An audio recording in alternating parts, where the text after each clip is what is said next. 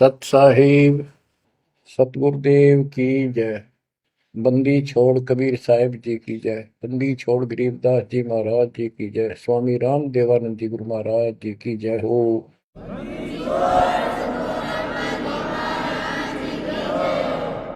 सर्व संतों की जय, सर्व भक्तों की जय, धर्मी पुरुषों की जय। श्री काशी धाम की जय, श्री सुडानी धाम की जय, श्री क्रोथा धाम की जय, श्री बरवाड़ा धाम की जय। सत साहिब ग्रीव न्योली नाद सुभान गति, लड़े भुजंग हमेश, जड़ी जानो नाम जगदीश है, विष नहीं व्यापै शेष। संत गरीबदास जी महाराज परमात्मा से प्राप्त अध्यात्म ज्ञान को कितने सुंदर तरीके से प्रमाण के साथ पेश करते हैं कि परमेश्वर कबीर जी का जो नाम है ये ऐसा जबरदस्त है। कबीर साहब ने बताया कि कबीर जैसे फनपति मंत्र सुन, रख पुन सुकोड़े, ऐसे बीरा मेरे नाम से, गल चले मुंह मोड़े। ये तो कबीर साहब ने स्वयं बताया। जैसे फनपति सर्प और गारुड़ के मंत्र को सुनकर उससे इतना डर जाता है कि अपने फन को इकट्ठा करके भागने की चेष्टा करता है, ऐसे मेरे नाम से, कबीर नाम से, उस सच्चे मंत्र से यू काल चले मुंह मोड़, ऐसे काल दूर भाग जाता है।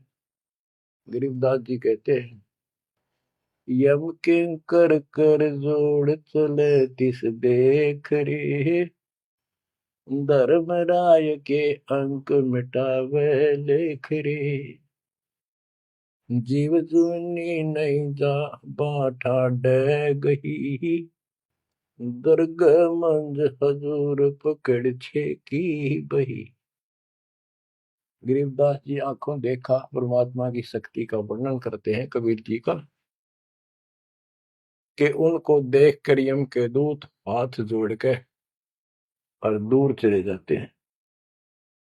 और फिर परमात्मा ने धर्मराज के दरबार में जाके मेरी बही निकाली। बही वो बुक, वो पैड जिस पे अकाउंट लिखा था, और परमात्मा ने कहा ये मुझे दो, ये मेरा भक्त हो गया, इसने मेरी दीक्षा ले ली। वह पैड पाट दी दाता ने वहीं पर और फेंक दी कूड़े में। दर्ग मंज हजूर पकड़ छे की बही, जीव जूनी नहीं जा बाठा डे गही। कि कबीर साहब ने जिसकी बाह पकड़ ली, जिसका हाथ पकड़ लिया, जिसको शरण दे दी, वो जीव लख 84 प्रकार की योनियों में नहीं जाएगा। बाँ ठाडे गही, ठाडे ठाडा मीन तगड़े समर्थ शक्तिशाली ने हमारी बाह पकड़ ली, हमें शरण दे दी। ठाडे की परिभाषा थोड़ी सी बताता हूँ आपको, क्योंकि बच्चों कोई भी हम प्रसंग सुनते हैं उसके साथ उसका जो लिंक होता है वो कथा का होना अति आवश्यक है, अन्यथा उसका कोई प्रयोजन नहीं रहता। काफी समय पहले की बात है, एक भक्त अब परमात्मा कबीर जी की शरण में था, संत गरीबदास जी के माध्यम से। और पुराने समय में खेती किसानी जो होती थी वो केवल वर्षा पर निर्धारित होती थी, और कोई नहर नूर नहीं थी, ना उसका कोई पानी लगता था। बारिश हो जाती थी कुछ एक क्षेत्र में, तो उसमें किसान अपना उसको संवार के बीज बो दिया करते थे। जमीन ज्यादा हुआ करती थी उस समय। उस भगत की बहन के क्षेत्र में वर्षा होगी, वहां से मैसेज आया कि हमारे यहाँ बारिश हो गई है और सभी खेत एकदम बाने योग्य हो गए, बोने योग्य हो गए हैं, हेल्प के लिए आओ। वो अपने बैल, अपना हल लेकर चला गया, उसको दूसरे खेत में भेज दिया। स्वयं उसका जो जीजा था, बहन का बटेऊ पति, वो अपने बैल लेकर दूसरे खेत में चला गया। जिस खेत में वो भक्त गया, दिन में हल चलाया, दोपहर के समय उसने रेस्ट देते हैं बैलों को, पेड़ के नीचे चला गया। फिर वहां देखा आसपास एक तालाब थी, छोटी सी तलैया जोड़ी, उसमें कुछ पेड़ पेड़ थे, पानी था। बैलों को पानी पिलाने चला गया तो वहां एक मंडी बनी हुई थी, यादगार सी छोटी सी चबूतरा सा बना के। उस पे एक बेली गुड़की रखी थी। बेली पहले 5 किलो का कट्ठा ही बना करते, वो विशेषकर चढ़ाने के लिए होता था, भेंट। अपने देवी देवताओं को किसान चढ़ाते थे, बोल देते थे पहले ही फसल का पहला वो 5 किलो ऐसे पीर का चढ़ाओ। वो पीर की मंडी थी।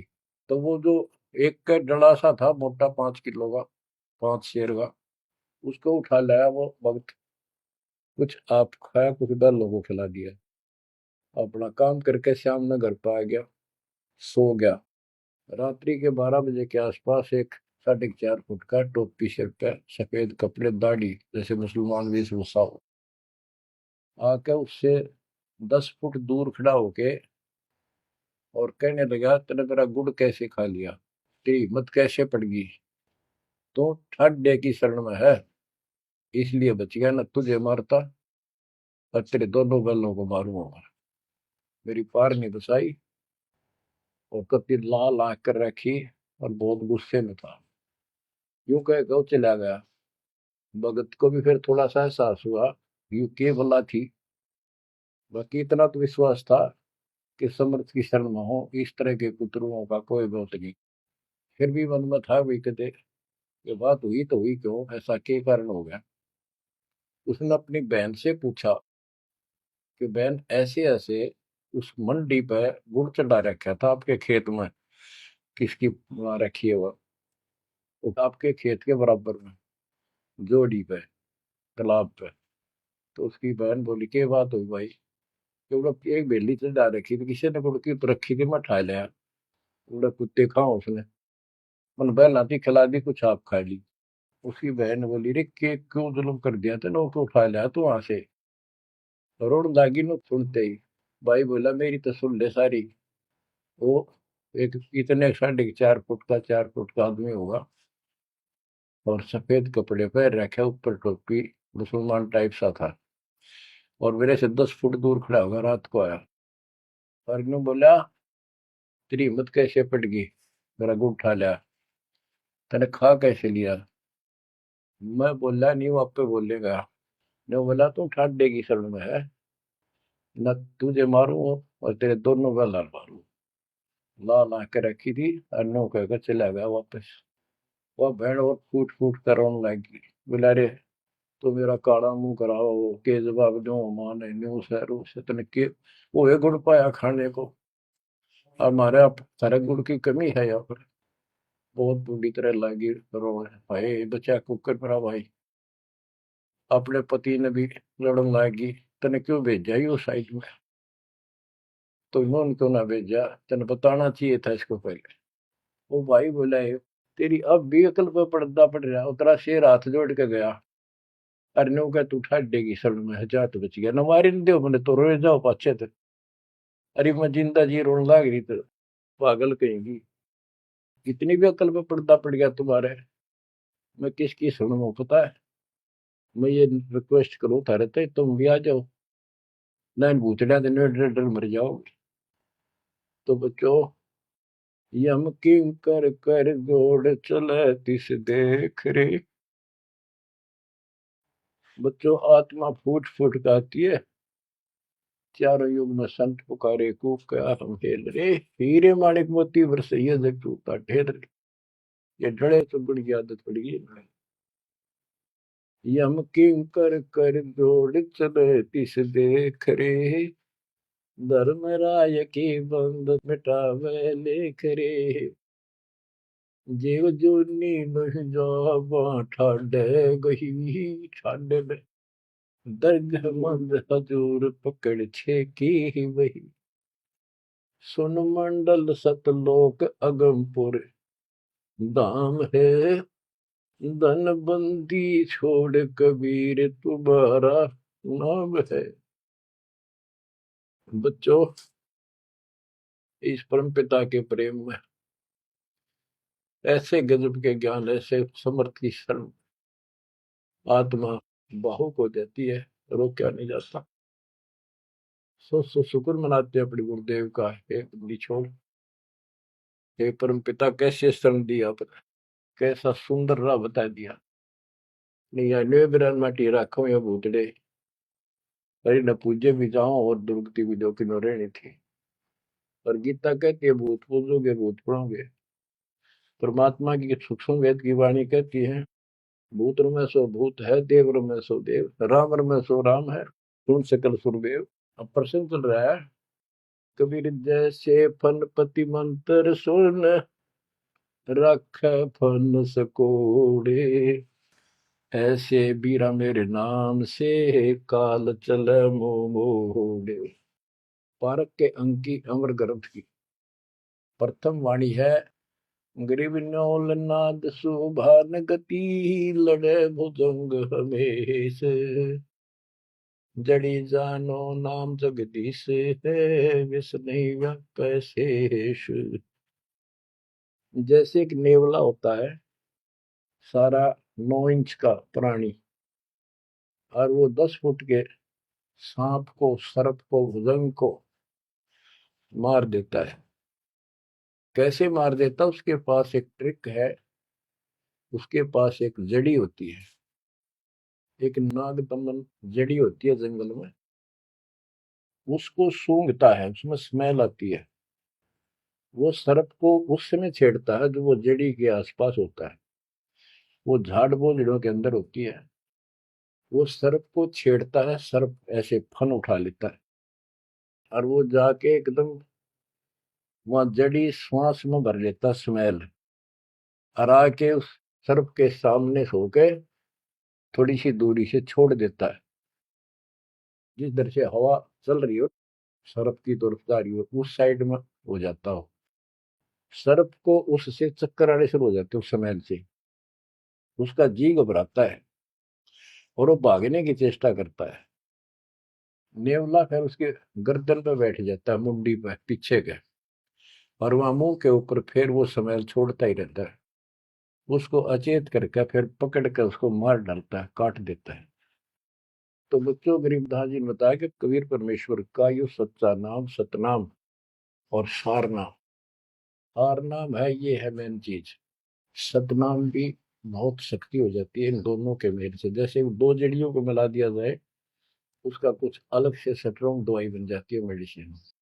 और तीसरी मालिक मिला, मालिक का जो सारनाम है, वो तो कहना ही क्या है। तो हमारा जो मोक्ष जो होगा इन सभी मंत्रों के जाप से होगा।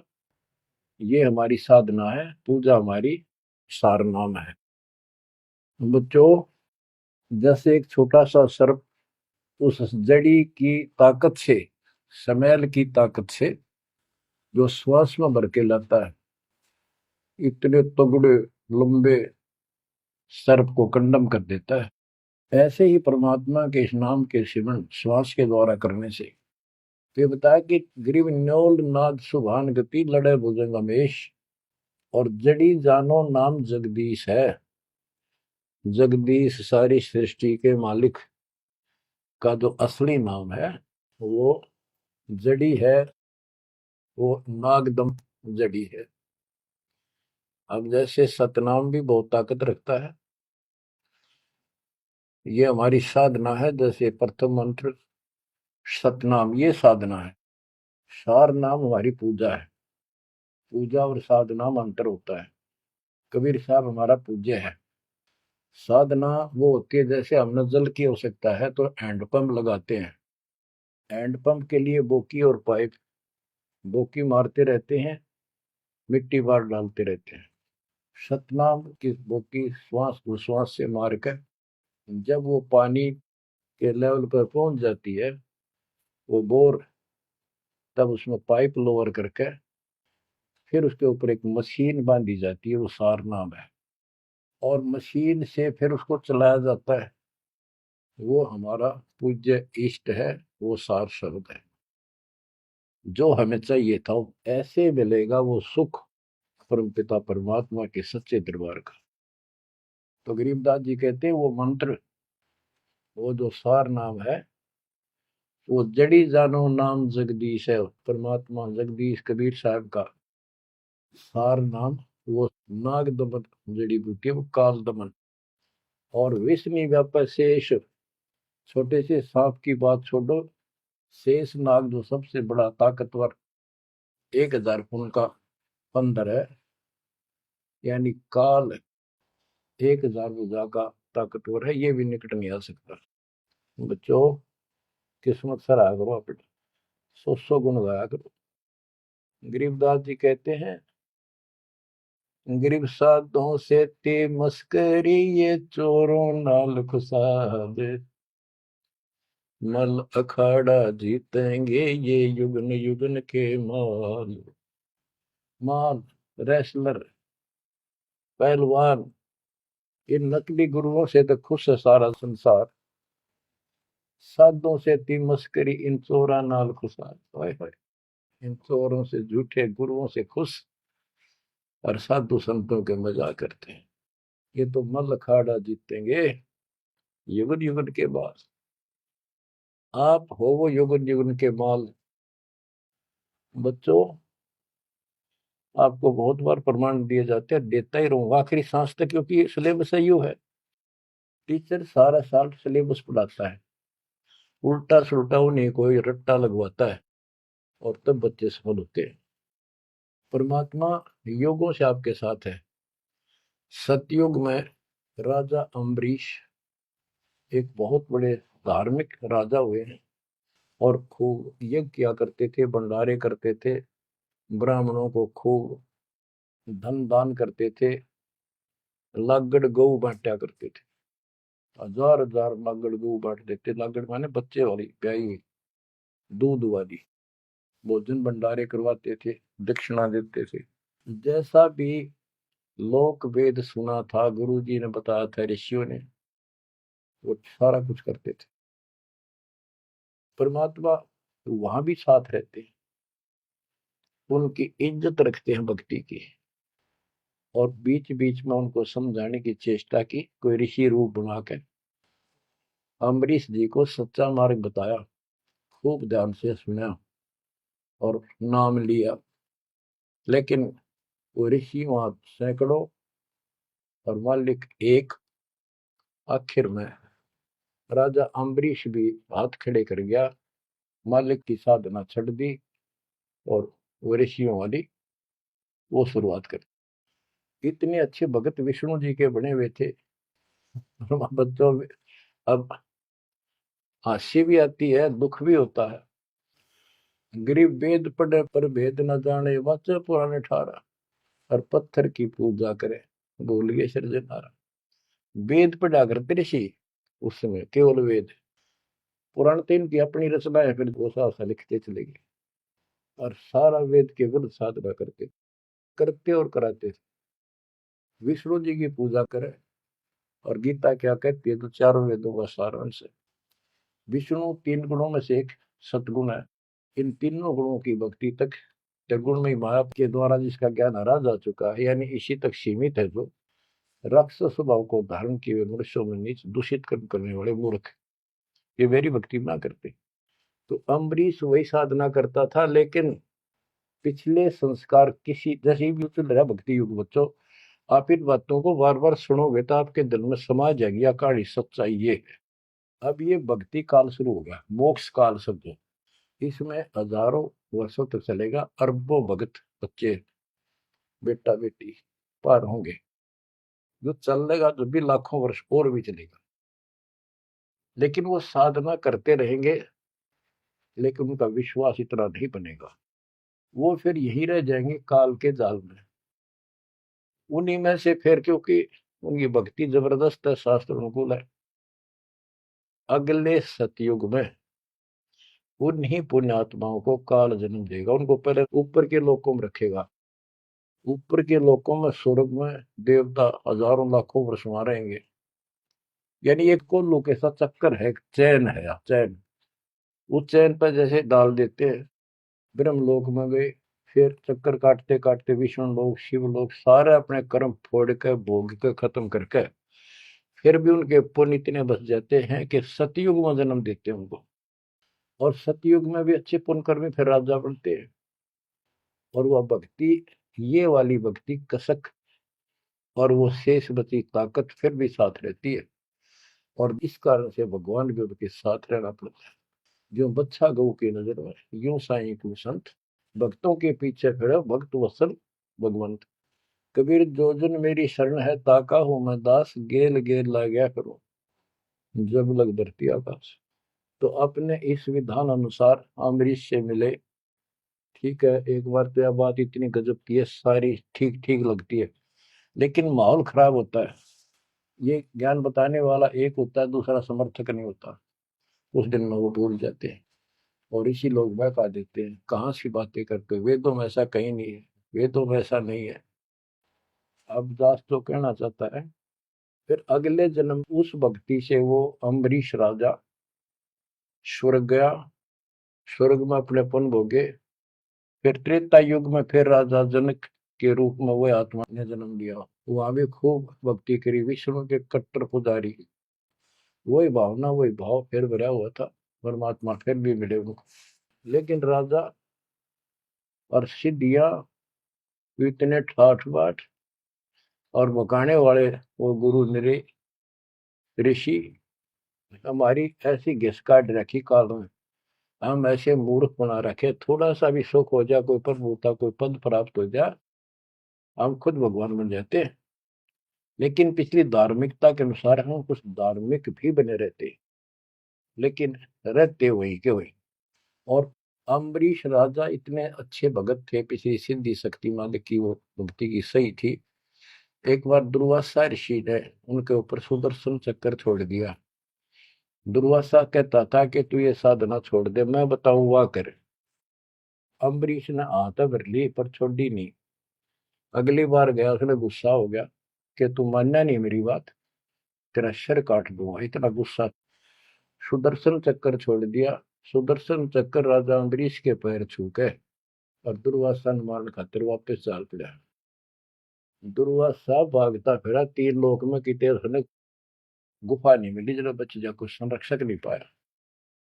परमात्मा कबीर जी ने विष्णु रूप बनाया, एक सभा ला दी, 1 मिनट में के कर दी कर दे बोलो में। दुर्वासा ने देखा भगवान विष्णु बैठे, वहीं पहुंच गया और कंप पे डांक ठोक रखी, मन बचा लो भगवान, बचाओ मुझे, सुदर्शन चक्र मुझे मारेगा। परमात्मा बोले क्या गुस्ताखी कर दी, क्यों मार रहा है तेरे को। फिर वह सारी कहानी बता दी। भगवान बोले कि भक्ति के भाव से चलो, ये ताकत से नहीं चलता ये मार्ग। अपना ज्ञान दो, कोई मानने ठीक है, ना मानो मत ना मानो, मुझे बचाओ भगवान मुझे बचाओ। उसमें सुदर्शन चक्कर रुक गया, खड़ा हो गया दूर, भगवान की शक्ति से डर के देख के। तो दुर्वासा को विश्वास हो गया कि यहाँ बचाओ हो सकता है, माफ करो मुझे माफ करो।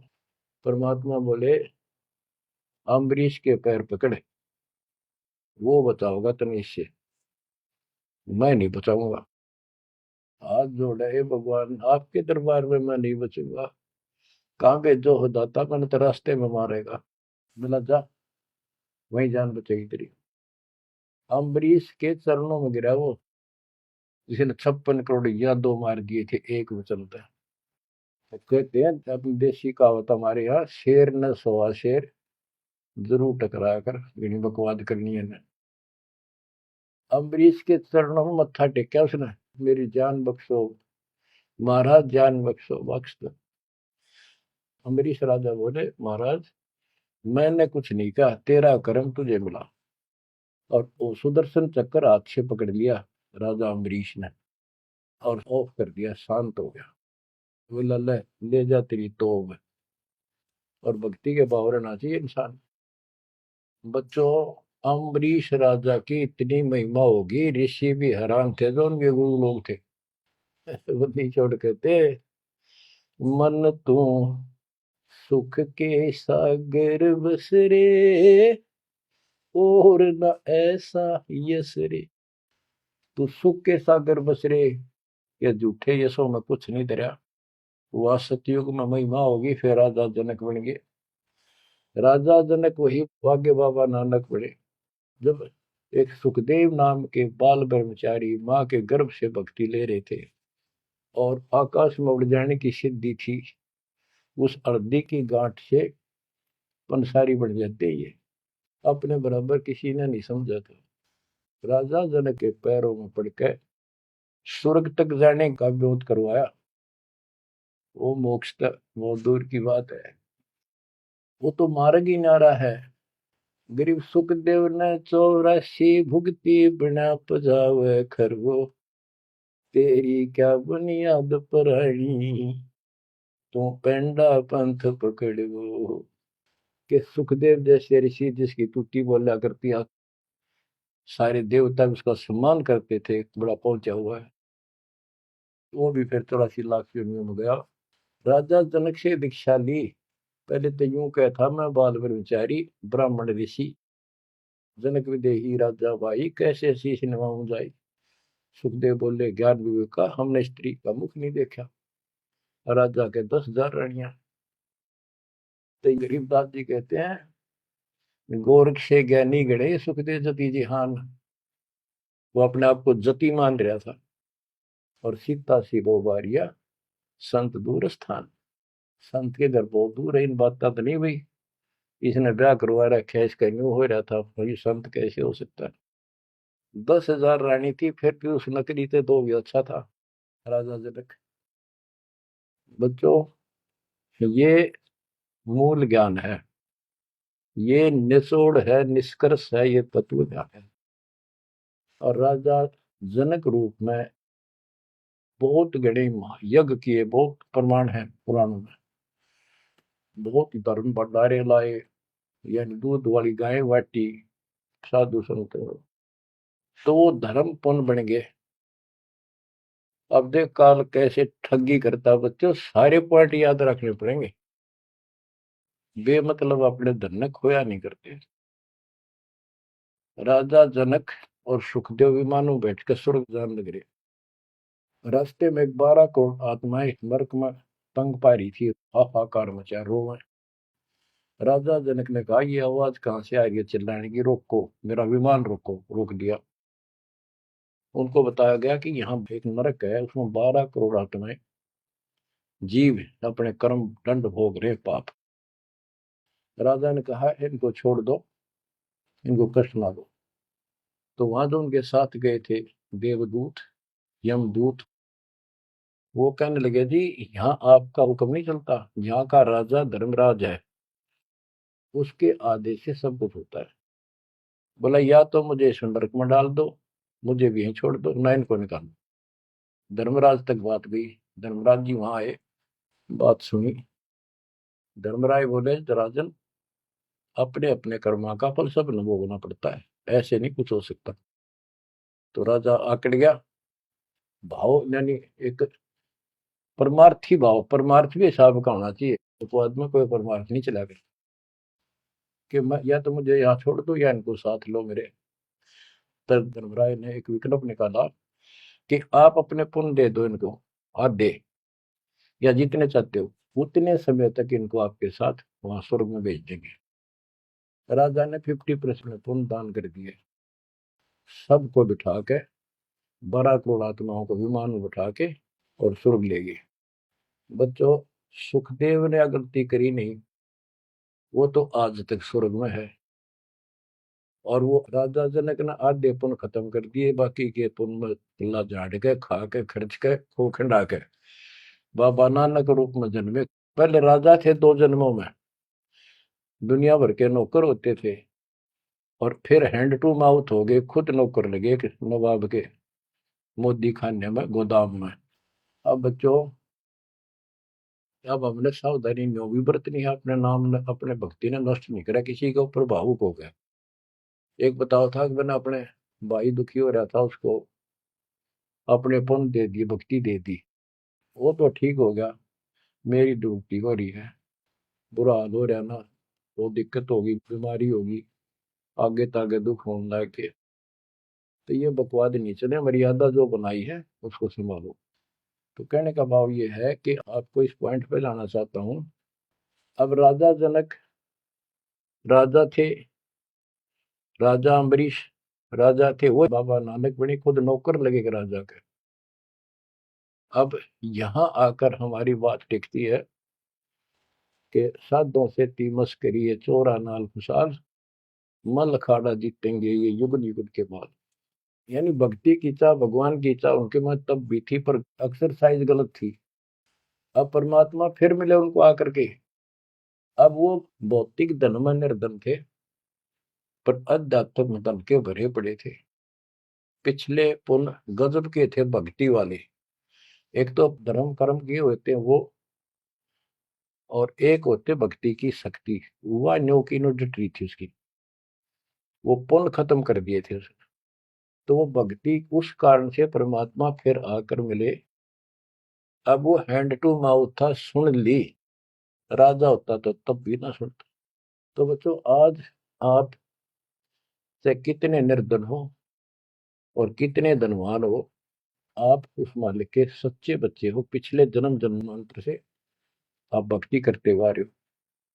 अब परमात्मा ने अपना वो धन देखना है। कबीर सब जग निर्धना धनवंता नहीं कोई, धनवान वा को जानियो जहाँ पर राम नाम धन वही है।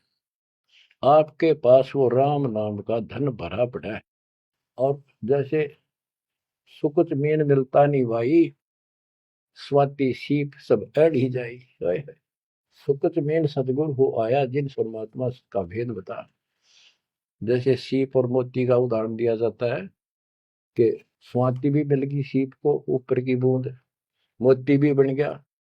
लेकिन एक सुकुच मीन जब उसमें टक्कर ना मारे, उसने खुलना नहीं, तो मोती माए गड़ जा और वह सीप भी मर जाए।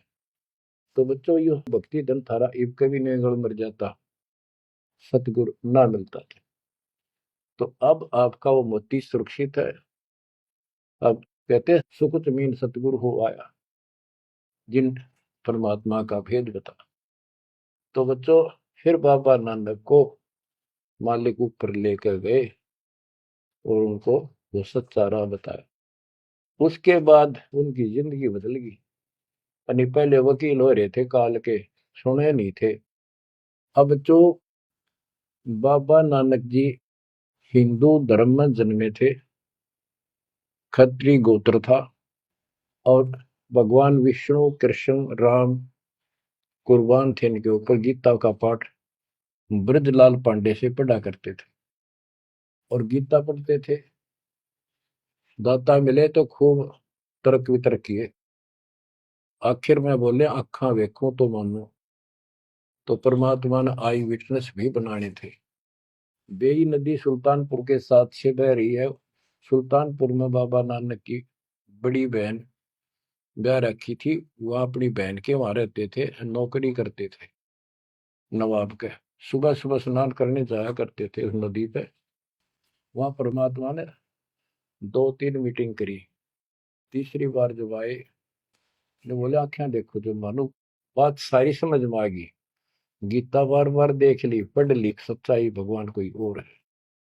और चाव भी थे, पर पुराना ज्ञान और कोई नो समर्थक नहीं गया, बात सच्ची है। तो वो कहने लगे आखा देखो तो मानो। कबीर साहब और बाबा नानक जी परमात्मा समकालीन थे। बाबा नानक जी का जन्म सन 1469 में हुआ, 1469 में। और 1539 में वो शरीर छोड़ के गए। और परमात्मा जी 1518 में गए। तो 1469 से 1518 तक समकालीन थे। तब आंखों देखा सतलोक 3 दिन तक नानक साहब जी का शरीर कहीं और छुपा के उनकी आत्मा को लेके गए, फिर छोड़ा तीसरे दिन। उसके बाद तो दुनिया बदल गई उनकी। वो सब पूजाएं त्याग माल की शरण में आ गए। घर में विरोध, सारे समाज में विरोध है। उसके पिता भी बहुत दुखी हो गए, तो के पैदा हो गया हमारे, देवी देवताओं को ऐसा गलत बोलता है। तो बहुत परेशान हुए। लेकिन जब आंखों देख ली, कौन सुने किसकी। सूरवीर होते हैं संत, संत सिपाही और शेर पीछे नहीं हटते। तो बच्चों, सारा ज्ञान सत्संग से होता है। परमात्मा का और उस प्यारी आत्मा का, आत्मा और परमात्मा नानक साहब का सत्संग हुआ। सत्संग से बात स्पष्ट हुई। अब पारक के अंक की वाणी सुनाता हूं कुछ। साधों से ती मस्करी ये चोरा नाल खुशाल, मल अखाड़ा जीतेंगे ये युगन युगन के माल। अब वो बाबा नानक युगन युगन के माल थे और वह जीते, डट के खड़े हो गए। फिर जब ज्ञान समझ में आ गया, सारा संसार मीराबाई थी युगन युगन की माल। सत्संग में जाना ना छूटे माँ, फिर जल के मरो संसार। तो बच्चों इस स्थिति में तो बनाना पड़ेगा एक दिन, जब जाता राजी होगा। और ये ज्ञान खुद देता है भगवान, और वो आत्मा जो इसको सुनकर कुर्बान हो जाती है, वो महान आत्मा होती है। गरीब अंश गवन करते नहीं, मान सरोवर छाड़, कौवे उड़ उड़ जात हैं खाते मसाहाड़। हंस और कौवे और बुगले सब पक्षी कहलाते हैं। हंस उस मानसरोवर को नहीं छोड़ता जहां उसका आहार मोती होते हैं, और कौवे वहां टेके नहीं, क्योंकि उन्हें तो जगह जगह जाकर मांस खाना, हाड खाड़े हाडों का मांस चाटना, किसी पशु के जख्म में चोंच मारना, ये कौवों जैसी व्यक्ति के लोगों का स्वभाव होता है कि दुखी उनका अपना उल्लू सीधा हो, स्वार्थ सिद्ध हो, ताकि अगला कितना दुखी हो। ये कौवे जैसे जीव होते हैं। अब यहाँ बताते हैं, कबीर साहब कहते हैं, गरीब अंश गवन करते नहीं, मान सरोवर छाड़, कौवे उड़ उड़ जाते हैं खाते मांसाहाड़। गरीब मान सरोवर मुक्ति फल, मुक्ता हल के ढेरे, कौवा आसन न बंद जय भूमि दीन सुमेर। गरीब कौवा रूपी बेक है, ना प्रतीत यकीन, 68 का फल मेटे करे भये दीन बेदीन।